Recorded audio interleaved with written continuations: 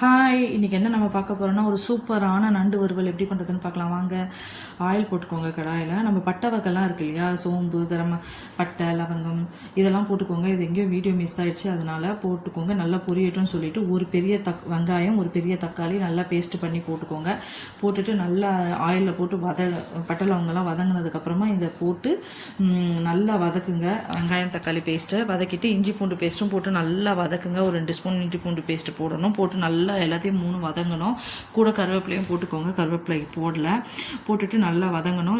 பேஸ்டெல்லாம் நல்லா வதங்கட்டும்னு சொல்லிட்டு விடுங்க கொஞ்சம் நேரம். ஏன்னா அந்த வெங்காயம் தக்காளி நம்ம அரைச்சி போடுறோம் இல்லையா, அது நல்லா வதங்கினா தான் வறுவல் நல்லா டேஸ்ட்டாக கிடைக்கும். அதனால தான் சொல்கிறேன். நல்லா வதக்கிட்டே இருங்க. வதங்கினதுக்கப்புறமா இதில் நண்டு போட்டுக்கோங்க. நமக்கு வாஷ் பண்ணி வச்சுருக்க நண்டையும் போட்டு நல்லா வதக்கணுங்க. ஆக்சுவலாக நண்டு யாருக்கெல்லாம் ரொம்ப பிடிக்கும்னு சொல்லுங்கள். ஆக்சுவலாக ரொம்ப நல்லா இருக்குங்க.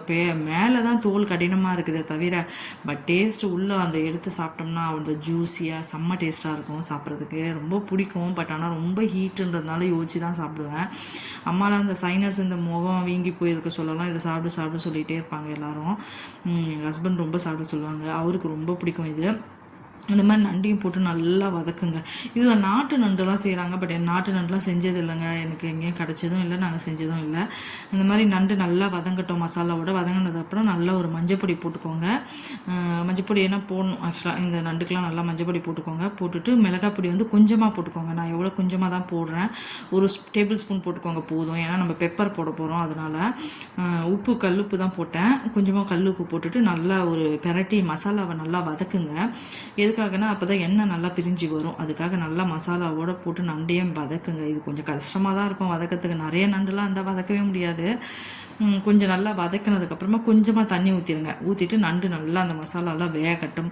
வெந்ததுக்கப்புறமா நம்ம கடைசியாக வறுத்து பொடி பண்ணி வச்சுருக்கிற நான் ஆல்ரெடி வீட்டில் மிளகுத்தூள் நல்லா சுண்டி மசாலாஸ்லாம் ஒன்றோட ஒன்று நண்டில் ஒட்டினதுக்கப்புறமா மிளகுத்தூளை போட்டு தேவைப்பட்டால் அப்போ கொஞ்சம் கருவேப்பிலை போட்டுக்கலாம். நான் போடலன்னு நினைக்கிறேன்.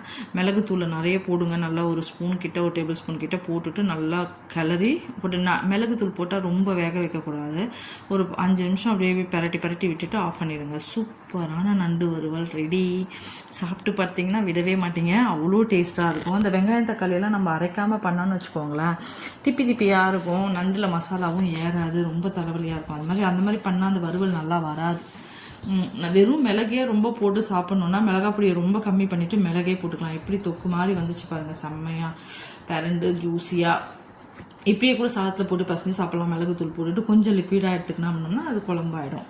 நண்டு குழம்பு மாதிரி ஆகிடும். சூப்பராக இருக்கும். அதுவும் இட்லி, தோசை எல்லாத்துக்கும் செம்மையான காம்பினேஷன். இப்போ மிளகுத்தூள் போட்டுக்கோங்க. நான் வீட்டில் அரைச்சி வச்சுருக்கேன். இந்த மாதிரி வறுத்து நல்லா போட்டுக்கோங்க. போட்டு நல்லா பரட்டுங்க. இது 4 நண்டுன்றதுனால இவ்வளோ தான் போட்டிருக்கேன். செம்மையான நண்டு வறுவல் ரெடி. இது உங்களுக்குலாம் ரொம்ப நண்டு பிரியர்களுக்கெலாம் இது மாதிரி செஞ்சு சாப்பிட்டு பாருங்கள். செம்ம டேஸ்ட். இதை நீங்கள் விடவே மாட்டீங்க இந்த மாதிரி செஞ்சால். எனக்குலாம் ரொம்ப பிடிக்குங்க. எங்கள் வீட்டில் எல்லாருக்குமே ரொம்ப பிடிக்கும். பட் சாப்பிட தான் கொஞ்சம் பயம், வேறு ஒன்றும் இல்லை. ஹீட் அதிகமான பாடி எங்களுக்கெலாம். சாப்பிட்டா ரொம்ப ஹீட் ஆகிடும். என்னோடய சமையல்லாம் பிடிச்சிருந்தால் லைக் பண்ணுங்கள், ஷேர் பண்ணுங்கள், சப்ஸ்கிரைப் பண்ணுங்கள். மெயினாக கமெண்ட் பண்ணுங்கள். சப்ஸ்கிரைப் வரவே மாட்டேங்குது. ரொம்ப நாள் ஆச்சு சேனல் ஓப்பன் பண்ணி. பட் சமையல் ஓடுது, சப்ஸ்கிரைப் வரல. சப்ஸ்கிரைப் பண்ணுங்கள். கடைசியாக கொத்தமல்லி போட்டு ஆஃப் பண்ணுங்கள். எப்படி வந்திருக்கு பாருங்கள். செம்ம டேஸ்ட்டாக இருந்தது சாப்பிட்றதுக்கு. ட்ரை பண்ணி பாருங்கள் நீங்களும்.